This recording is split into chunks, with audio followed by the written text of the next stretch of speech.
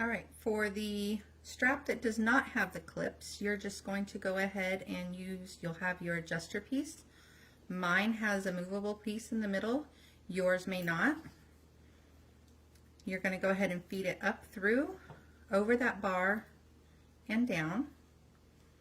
You're going to pull it about 1.5 inches through, and then you're going to go ahead and sew, following your top stitch lines. You're going to sew a box with an X in the middle.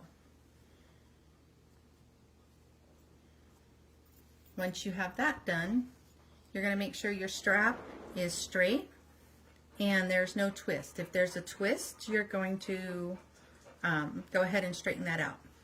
You're going to bring your strap through your either O-ring or D-ring on one side, and then you're going to go ahead and bring your strap up and through your adjuster,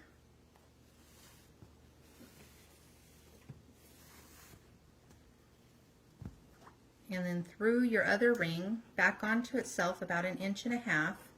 You're going to follow your top stitch lines again and do that X in the middle, and you're all done.